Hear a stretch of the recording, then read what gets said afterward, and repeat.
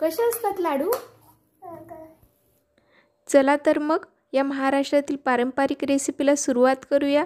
धवलसाठी video शेवटपर्यंत नक्की बघा। कोरड्या कढईमध्ये मी मंदम आचेवर तीळ भाजून घेणार आहे। हलकी सोनेरी कलरची होईपर्यंत आणि खमंग वास येईपर्यंत भाजायची आहे आपल्याला। आणि आता ही भाजलेली तीळ एका कढईत मी काढून घेते साईडला। कढईमध्ये आता मी छोटी वाटी पाणी घातलेलं आहे आणि त्यात गूळ घालायचा आहे आणि तो आपल्याला हलवत राहायचा आहे म्हणजे पाक लवकर तयार होईल।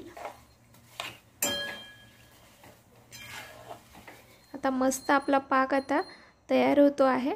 बघू शकता तुम्ही किती छान फसफसतोय तो।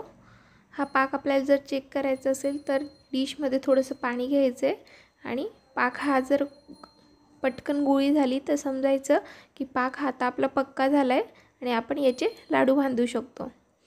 आता हा पाक आपण जी थंड झालेली तीळ होती ती त्यात घालून व्यवस्थित मिक्स करून घेऊ आणि हे लाडू आपल्याला गरम गरमच बांधायचे असतात।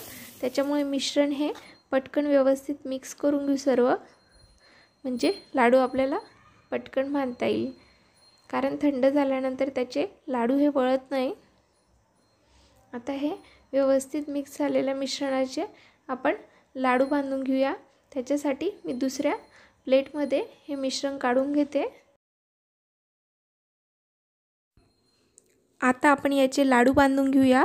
हे हाताला चिटकतं त्याच्यासाठी हाताला पाणी किंवा तूप लावून घ्यायचे। मी हाताला पाणी लावते आणि पटापट आता आपण सर्व लाडू करून घेऊया। थंडीच्या दिवसात हे लाडूंचं सेवन करणे हे आरोग्यदृष्ट्या अतिशय फायदेशीर ठरतं। कारण या लाडूंमुळे शरीराची ऊर्जा वाढते, हाडांना मजबूती येते। कारण तीळमध्ये हे भरपूर प्रमाणात कॅल्शियम आणि फॉस्फरस असतं।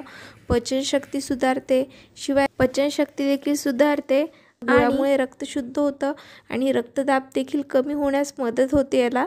त्याच्यासाठी हृदयाचे जे पेशंट असतात त्यांना तिळगुळचे लाडू खूप चांगले असतात।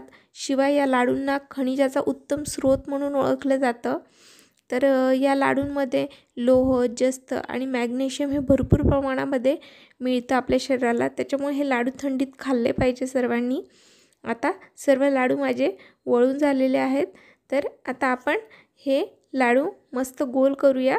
त्याच्यासाठी बघताय ना तुम्ही कसे प्लेटला चिटकतायत ते। तर एका सुपामध्ये घेऊन मी त्यांना छान घोळून घेते, म्हणजे त्यांना छान आकार येईल गोल गोल। बघू शकतात तुम्ही सुपामध्ये घोळल्यानंतर किती सुंदर आकार आला आहे लाडूंना। लाडू बनवताना जर मिश्रण हे थोडं थंड झालं असेल आणि लाडू बनत नसतील त्यावेळेस तुम्ही गॅसवर थोडं गरम करा, म्हणजे पटकन लाडू बनतील।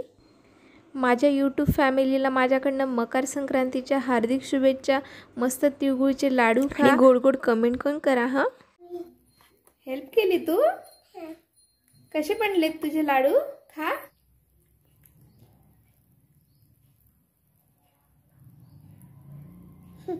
थैंक यू मम्मा। वेलकम बेटा। Bye bye. Bye bye. Bye bye.